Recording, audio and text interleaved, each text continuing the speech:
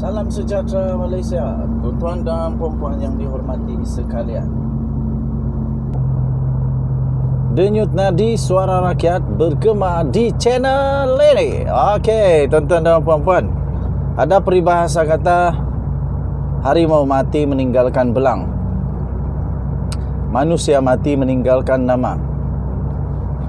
Dan tuan-tuan dan puan-puan, manusia berbeza daripada binatang kerana manusia boleh memilih apakah legasi yang bakal ditinggalkan, apakah legasi yang bakal akan diingat dan bakal menjadi perkara-perkara yang dikagumi, dihormati, diingati sampai ke anak cucu, sampai bila-bila, tuan-tuan dan puan-puan. Seperti saya bagi contoh Tunku Abdul Rahman, kita tengok juga banyak lagi nama-nama yang lain,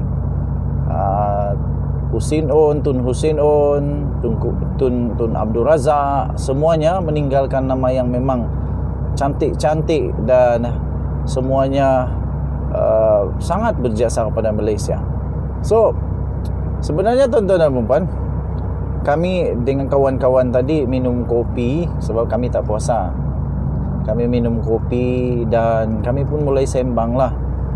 Dan tiba-tiba ada seorang kawan ini mengungkit perkara tentang jasa dan sebagainya. Jadi pun secara kebetulan tersebutlah pula nama Datuk Seri Najib Tun Razak. Pertama, memang tak boleh dinafikan lah, Datuk Seri Najib Tun Razak macam mana pun beliau tetap bekas Perdana Menteri antara yang terbaik Malaysia. Bantuan-bantuan yang telah diluluskan oleh Kerajaan Barisan Nasional di bawah pimpinan Datuk Seri Najib Tun Razak tak boleh dinafikan, memang antara yang terbaik. Rakyat semua ditolong sama rata, best, banyak bantuan. Tetapi tuan-tuan dan puan-puan, mau tidak mau tak boleh juga dapat dinafikan, beliau juga adalah antara Perdana Menteri, satu-satunya Perdana Menteri Malaysia yang pernah naik pernah dijatuhi hukuman penjara 12 tahun penjara dan 210 juta denda. Tuan-tuan dan puan-puan, walaupun belum selesai, tetapi sudah dua mahkamah yang bersetuju bahawa Datuk Seri Najib Tun Razak telah bersalah kerana banyak pertuduhan lah.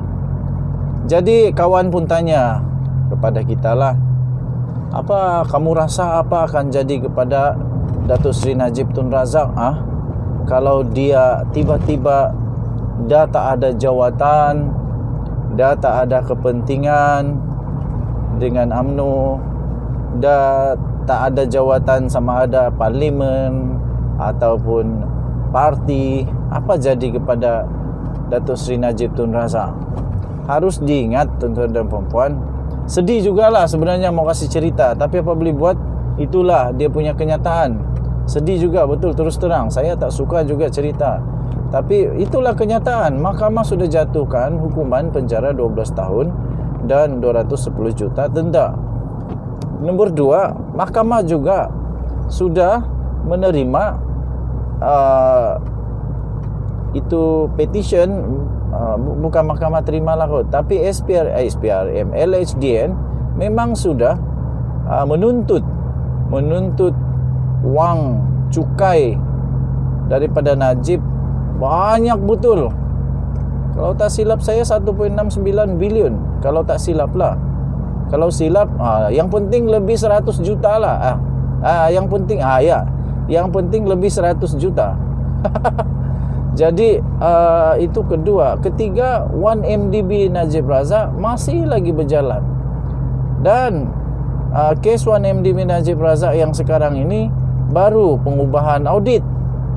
Baru untuk kes yang mengganggu audit.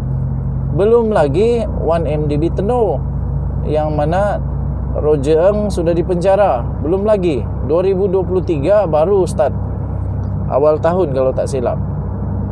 Jadi tuan-tuan dan puan-puan, seandainya tiba-tiba Datuk Seri Najib Tun Razak dipenjara pada tahun ini, Kalaulah dia ditakdirkan kalah di Mahkamah Persekutuan dan dipenjara tahun ini, macam manalah nasib Najib Razak?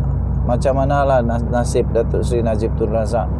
Aku kesian juga, tapi apa boleh buat, memang itu undang-undang. Nothing is above the law. Tak ada orang yang lebih tinggi daripada undang-undang, tuan-tuan dan puan-puan. Jadi salah tetap salah. Jadi mungkin dia terpaksa lah untuk merengkok dulu dalam penjara, sehingga mungkin ada pengampunan kah, ataupun penjara tempoh penjara dipendekkan kah, begitulah. Jadi tuan-tuan dan puan-puan, apa yang terjadi pada Datuk Seri Najib Tun Razak amat menyedihkan. Kalau dia sudahlah di penjara, lepas tu muflis lagi. Sebab kalau dia di penjara nanti, kalau sudah dia di penjara, macam mana dia nak settle wang cukai itu pula? Kecuali ada keluarga, sahabat andai, kawan-kawan atau siapa sajalah yang sanggup untuk membantu dia untuk melansaikan hutang dia kepada LSD ni tu. Tapi kalau tak ada yang tolong, macam mana dia melansaikan di dalam mahkamah, di dalam penjara? Di penjara lagi, lepas tu muflis lagi. Lepas itu kalau sudah di penjara dan baru bermula perbicaraan 1MDB Tenuh, dalam penjara, keluar penjara untuk pergi mahkamah saja, lepas tu pergi penjara lagi. Aduh, kesian. Jadi mungkin ada juga hikmah pelajaran yang kita boleh belajar daripada apa yang berlaku ini, iaitu pemimpin-pemimpin perlu berhati-hati. Pemimpin-pemimpin perlu berhati-hati dalam apapun tindakan. Sekarang Datuk Seri Najib Tun Razak selalu cakap tak tahu. Contoh yang baru-baru ini tak tahu, takkan dia tak tahu wang 42 juta ringgit masuk ke dalam akaun. Lepas itu FBI pun sudah dedahkan bahawa memang ada wang masuk di dalam akaun Najib bernilai 2.3 bilion ringgit Malaysia atau 700 juta US dollar. Jadi macam mana Datuk Seri Najib Tun Razak pula boleh cakap tak tahu? Jadi tapi mungkin betul dia tak tahulah. Tapi macam mana pun kalau dah masuk akaun, susah juga. Susah juga sebab ada akta-akta negligence dan sebagainya yang perlu diperhatikan. Okey. Jadi apa pendapat kamu? Apa yang jadi kepada Datuk Seri Najib Tun Razak agaknya kalau tiba-tiba dia dah tak ada kuasa, tak ada pangkat, tak ada kelebihan, tak ada lagi kepentingan, apa yang akan jadi kepada Datuk Seri Najib Tun Razak? Kita berdoa semoga Datuk Seri Najib Tun Razak akan mendapat keadilan sebaiknya, dan kita berdoalah semoga mahkamah dapat membuat keputusan terbaik untuk Datuk Seri Najib Tun Razak dan seluruh rakyat Malaysia. Kebenaran patut ditegakkan.